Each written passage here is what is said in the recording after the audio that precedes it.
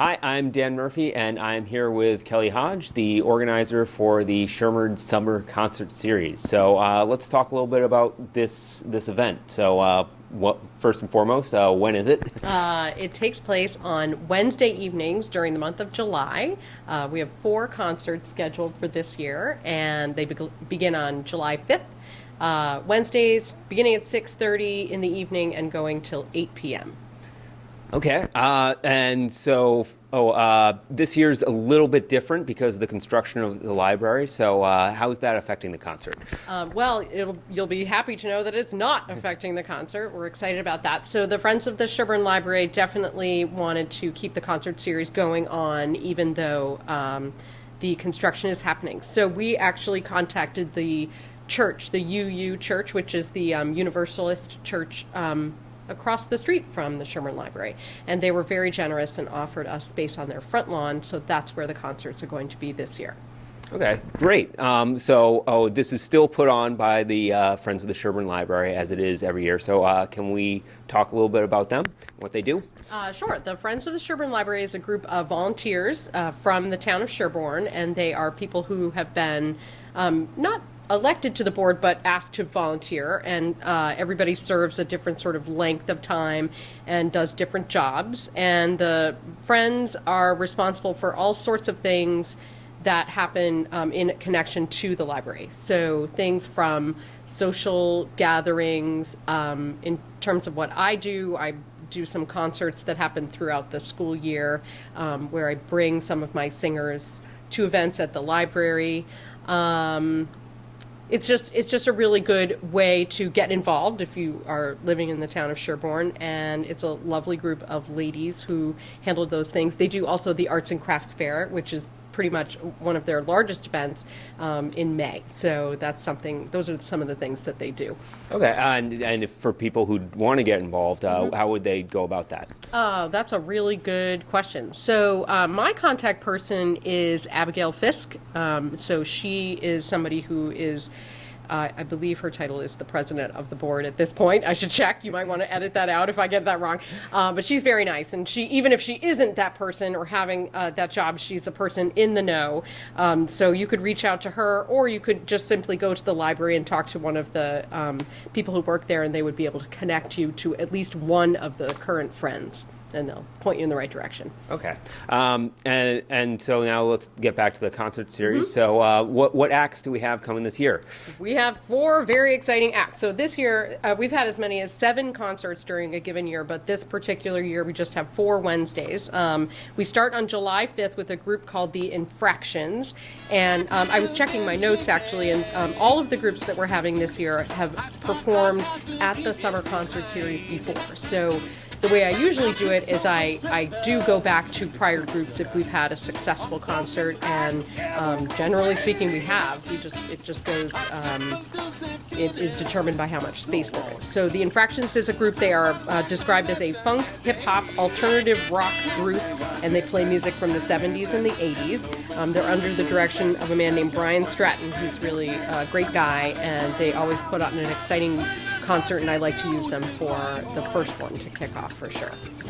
Following that, on July 12th, we have a group called Edgewater Road. I'm really excited to see them. I haven't seen them personally, but they're led by a Pine Hill parent, so I was really excited to hear that. And they played for another event that the Friends of the Sherborn Library supported earlier in the year. So it was like a Thanksgiving luncheon or something along those lines. And so his band came out and performed, and they got great reviews, and it was suggested to me to bring them along. I do like to involve people who are living in the town of Sherborn if I can, and this is a great opportunity. So looking forward to hearing Edgewater Road. Yeah, well, that was one of the questions I also had is do a lot of these bands have ties to Sherborn? Yes, they do. And in fact, Edgewater Road is a newer Sherborn family. So I currently teach one of their children. They could have more, but there's a boy who's in the 4th grade. He's great. And then there's another group right after them on the 19th, which is called Group Therapy. And they're made up of several Sherborn residents, if not all Sherborn residents, under the direction of a man named George Moore, whose children I also taught. So they've gone through the system, and I know the families, and that's always nice. Something special about group therapy is that they're a group that is sponsored in part by a grant from the Sherborn Business Association. So every year the Sherborn Business Association does find it in their hearts to donate to our event, and a lot of times they say we'd really like it to go to group therapy because they enjoy that group in particular. Well, I mean, and I think there might be one Dover resident in group therapy, but it does have ties to the community. And then the last one is one of my favorites, the Blue Horizon Jazz Band. They're made up of people from the local area, and they're just terrific. I just really enjoy them. They have this gentleman who plays, I believe, the clarinet, and he has been playing for many, many, many years. And when I first met them a few years ago and they were getting ready to perform, I was like, wow, I don't really know what to expect, but they bring along a lot of the retired crowd of Sherborn. They're well known, and they are terrific musicians, and they are a classical jazz group. So a really great way to finish it up. Yeah, so you have all different types of music coming along, and this is just open to anyone, right? It is. It's open to anyone. So usually the bands arrive around 6, and people start coming onto the lawn during that time, and then the kickoff is at 6:30, so they play usually a couple of sets. So, 30, 40 minutes, and then they take a break, and then they play again to finish it up.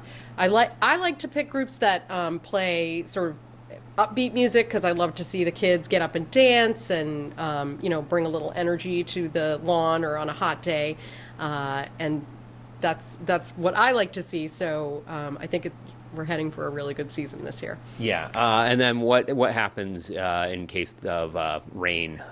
It strikes on a Wednesday night. That's a really good question. So I keep my eye on the skies, leading right up to the concert. And we have this cool thing right now via email. It's called Next Door Sherborn. So a lot of residents who live in Sherborn and even surrounding towns are on this site. And this is a great tool. It's almost like a tweet.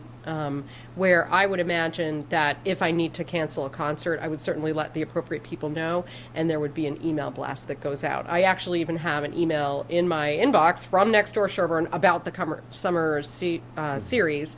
So I know that that's a tool that we might be able to use. But you can also check with the library. You can go on the library website.